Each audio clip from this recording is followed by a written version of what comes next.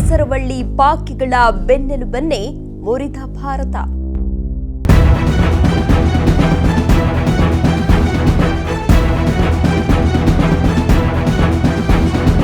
ಒಂದಲ್ಲ ಎರಡಲ್ಲ 75 ವರ್ಷಗಳಿಂದ ಇದೇ ಕಳ್ಳಾಟ ಆಡುತ್ತಾ ಬಂದಿದೆ ಪಾಕಿಸ್ತಾನ. ಕಾಲ್ಕೆರೆದು ಜಗಳಕ್ಕೆ ನಿಲ್ಲೋ ನರಬುದ್ಧಿಯ ಮಾನಗೇಡಿಗಳಿಗೆ ಭಾರತವೀಗ ತಕ್ಕ ಶಾಸ್ತಿಯನ್ನ ಮಾಡಿದೆ. ಪಾಕಿಸ್ತಾನದೊಳಗೆ ನುಗ್ಗಿ ಚೆಂಡಾಡೋ ಕೆಲಸವನ್ನ ಭಾರತ ಶುರುವಿಟ್ಟುಕೊಂಡಿದೆ. ಭಾರತದ 15 ನಗರಗಳನ್ನ ಗುರಿಯಾಗಿಸಿ ಪಾಕಿಸ್ತಾನ ಆತ್ಮಾಹುತಿ ಡ್ರೋನ್ ದಾಳಿ ಆರಂಭಿಸಿತ್ತು. ಇದಕ್ಕೆ ಪ್ರತಿಯಾಗಿ ಭಾರತವೀಗ ನೇರ ಇಸ್ಲಾಮಾಬಾದ್, ಲಾಹೋರ್, ರಾಯಲ್ಪಿಂಡಿ, ಕರಾಚಿಯೊಳಗೆ ನುಗ್ಗಿ ಬೇಟೆಯಾಡ್ತಿದೆ. ಇದರ ಪರಿಣಾಮವೇ ಲಾಹೋರ್ನ ಮಾರುಕಟ್ಟೆಗಳು ಸ್ತಬ್ಧವಾಗಿವೆ. ಪಾಕ್ ಷೇರುಪೇಟೆ ಸಂಪೂರ್ಣ ಮಕಾಡೆ ಮಲಗಿದೆ. ಜನಜೀವನ ಅಯೋಮಯವಾಗಿದೆ.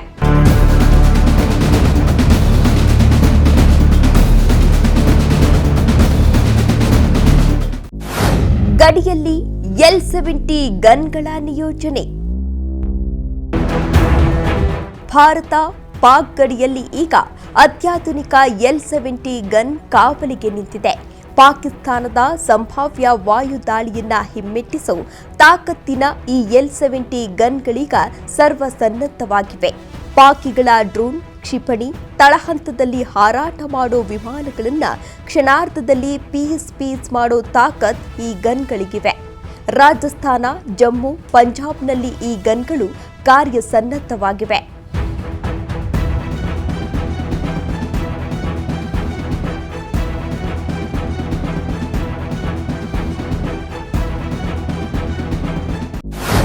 ಎದುರಾಳಿಗಳ ಎದೆ ನಡುಗಿಸುವ ಸ್ಕೆಲ್ಕಾ ಸಿಸ್ಟಮ್.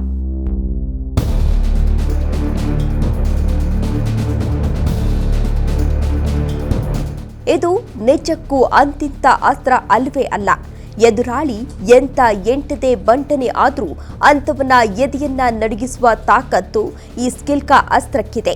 ವಾಹನದ ಮೇಲೆ ನಿಯೋಜಿತವಾಗಿರುವ ಈ ಅಸ್ತ್ರ ರೆಡಾರ್ ಸಿಗ್ನಲ್ ಆಧರಿಸಿ ಎದುರಾಳಿಗಳ ಜಂಗಾಬಲವನ್ನೇ ಪುಡಿಮಾಡಬಲ್ಲದು.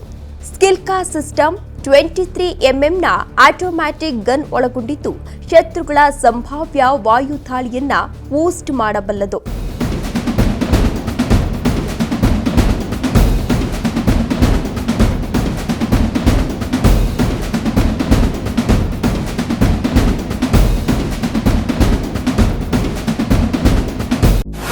S-400 ಸುದರ್ಶನ ಚಕ್ರದ ಭದ್ರಕೋಟೆ.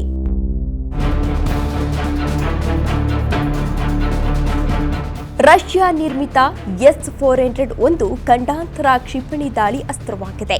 ಭಾರತೀಯ ಸೇನೆ ಈ ಅಸ್ತ್ರಕ್ಕೆ ಸುದರ್ಶನ ಚಕ್ರ ಅಂತಲೇ ನಾಮಕರಣವನ್ನ ಮಾಡಿದೆ. ಶತ್ರುಗಳು 400 ಕಿಲೋಮೀಟರ್ ದೂರದಲ್ಲಿದ್ದರೂ ಇಲ್ಲಿಂದಲೇ ನಿಗದಿತ ದಾಳಿ ನಡೆಸುವ ತಾಕತ್ತು ಈ ಸುದರ್ಶನ ಚಕ್ರಕ್ಕಿದೆ. ಭಾರತದ ಬತ್ತಳಿಕೆಯಲ್ಲಿ ಇಂಥ 5 ಸುದರ್ಶನ ಚಕ್ರಗಳಿದ್ದು 2021ರಲ್ಲಿ ಮೊದಲ ಬಾರಿ ಪಂಜಾಬ್ನಲ್ಲಿ ನಿಯೋಜಿಸಲಾಗಿತ್ತು. ನಿನ್ನೆಯ ಪಾಕ್ ವಿರುದ್ಧದ ದಾಳಿಯಲ್ಲಿ ಈ ಸುದರ್ಶನ ಚಕ್ರದ ಪಾತ್ರ ಮಹತ್ವದ್ದಾಗಿದೆ. ಒಟ್ನಲ್ಲಿ ಭಾರತದ ಕಣ್ಣು ತಪ್ಪಿಸಿ ಪಾಕಿಸ್ತಾನದ ಒಂದೇ ಒಂದು ಇರುವೆಯು ಒಳಭಾರತಂತೆ ಸೇನೆ 7 ಸುತ್ತಿನ ಭದ್ರಕೋಟೆಯನ್ನ ನಿರ್ಮಿಸಿದೆ. Special desk, Karnataka news beat, Bengaluru.